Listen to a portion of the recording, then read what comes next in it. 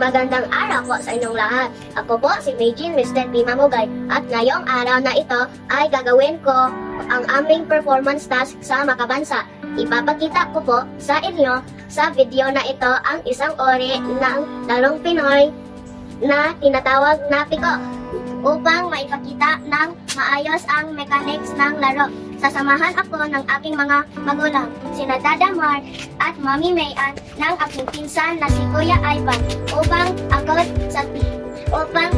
tulungan ako sa gawain ito. Ano bang hinihintay ninyo? Halina, simulan na natin! Ang piko ay isang tradisyonal na larong kalye ng mga Pilipino na kahawig ng hopscotch. Ito ay paboritong laro ng kabataan na nilalaro ng mga batang Pilipino sa kalsada, sa mga bakuran ng paaralan at sa mga maluluwang na lugar. Sa larong ito, kailangan tumalon sa mga guhit na kahon sa lupa. Ang mga kailangang gagamitan ay ang mga sumusunod. Una, chop. Kapag iguguhit ang palaro ang mga kahon sa sementadong lapag o kaya patpat kung ito ay guguhit sa lupa. Pangalawa, maliit at manipis na pamato tulad ng bato, takip ng bote o kabibe.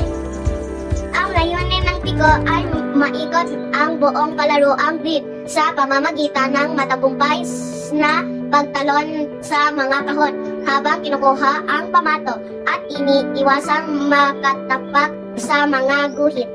Ngayon ay ipapakita ko sa inyo ang mga hakbang kung paano maglaro ng piko. Iguhit ang grid na palaruan. Gumuhit ng 10 sunod-sunod na may bilang na mga kahon, parihaba o kalahating bilog sa lupa. Gamit ang chop o patpat, ito ang halimbawa ng grid na palaruan. Gumamit ng pamato. Bawat manlalaro ay may maliit at manipis na bagay. Pwedeng gumamit ng bato, takip ng bote o kabibe na nagkagamiting pamato. Ihagis ang pamato. Ihahagis ng manlalaro ang pamato sa unang kahon nang hindi natatamaan ang mga guhit. Tumalon sa mga kahon. Tatalon ang manlalaro gamit ang isang paa lamang sa mga kahon.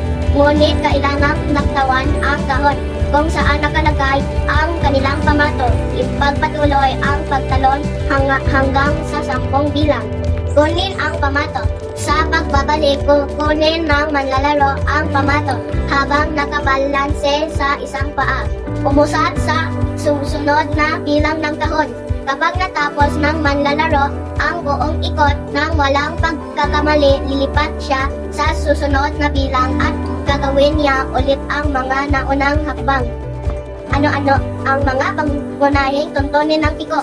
Kailangang tumalon ang manlalaro gamit lamang ang isang paa maliban na lamang kung may bahagi ng grid na kinakailangan ang dalawang paa.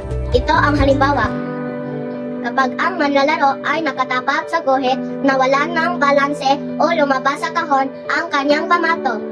Matatapos na ang kanyang pagkakataon, ngunit maaari pa rin siyang bumalik pagkatapos ng ibang mga manlalaro. Magkakaroon ng panalong manlalaro kapag may manlalarong magtagumpay na malagyan ng pamato ang lahat ng kahon mula unang bilang hanggang 10. Ano-ano ang mga benepisyo ng paglalaro ng piko? Una, pinahuhusay ng piko ang balanse, koordinasyon at liksi. Pangalawa, nagpapaunlad din ito ng focus, estratehikong pag-iisip at pagtsatsaga. Pangatlo, hinihikayat din nito ang pagsusumikap at pagiging palaban. At huli ay napananatili nitong buhay ang kulturang Pilipino. Hanggang dito na lamang po ang video na ito. Hangad ko po na nakatulong ang video na ito upang maunawaan ninyo kung paano laruin ang piko.